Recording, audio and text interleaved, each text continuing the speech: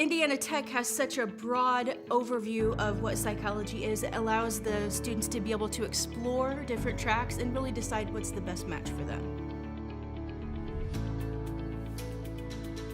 I think what really makes us unique is we have over 25 years of experiences combined. Our background experiences are very unique. The chair of the program has postgraduate experience in multicultural counseling. In my private practice work, I was a specialist in autism, and I also have a license in marriage and family therapy, and then a license in mental health counseling. So I think we have a variety of different skill sets that creates this versatility that help students have a wide, holistic range of learning, so they really have an option to go in multiple directions once they graduate from the program. What stands out to me most about the faculty is I feel like it's so diverse. I feel like there's people for everybody from different backgrounds, and even them, they all have different backgrounds. So some of your teachers may have lived in different countries, so they might relate with people from different countries. Some of them have worked in different fields, like multiple fields, and it's just somebody for everybody. Our program is designed to get people ready if they want to go directly into the field and work, but it's also designed for those students that want to go on to graduate school. So we've added a number of courses, everything from applied psychology, which is a course where we teach you about the profession itself. We've enhanced our abnormal psychology course, which looks at psychopathology. I think what really is a critical element for my classroom is the kinetic learning, the hands-on learning. I think the practical aspect of it really connects to cognitive processing that students do so they can apply the skills and the concepts that they're receiving through a lecture base and apply them to real-world life problems. So I think that's very unique in that they can utilize their own life situations or experiences that they're having either on campus or already in the career force and apply those concepts readily on hand in the classroom. I do a lot of case studies and ethical case dilemmas, so because I still work in the field of therapy, I'm able to pull unique circumstances that maybe happen to me that I can tweak a little bit to make appropriate for the classroom and process, this is a real life example.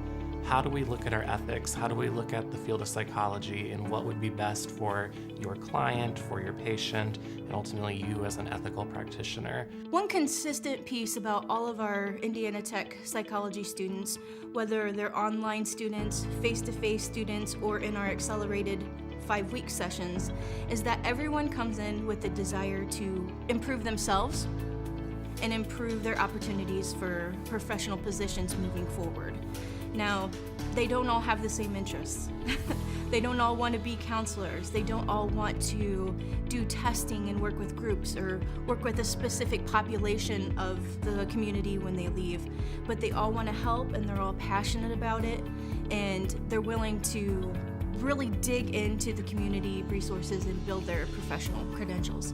I would say a commonality among all of Indiana Tech students is their drive. I think that students here are here for a reason and they're here to pursue their degree. I don't think that you see a lot of students here just because they feel like they have to or because they want to play sport and they have to go to school to do that. I think a lot of people are here because they genuinely want to learn and want to better themselves. So in addition to the classroom work, the psychology department is filled with very dedicated professors who have a lot of connections in the community.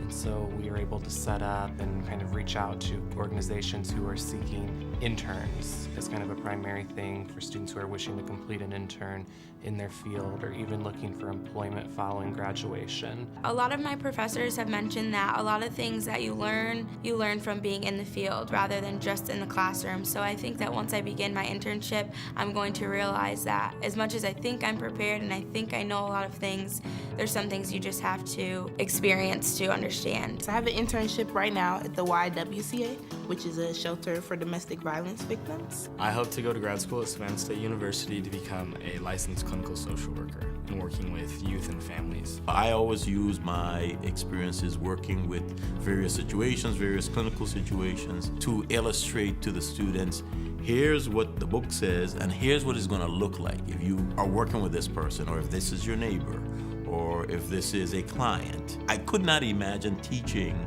any of the subjects if I could not help the student relate it to the real world, because we are preparing young people to go into the world, and it is not good enough for us to just give them a bunch of theories and facts. We have to help them understand how they're going to use that information to solve problems, how they can use that information to engage critical thinking, and how to use that information so they can advance us into the future.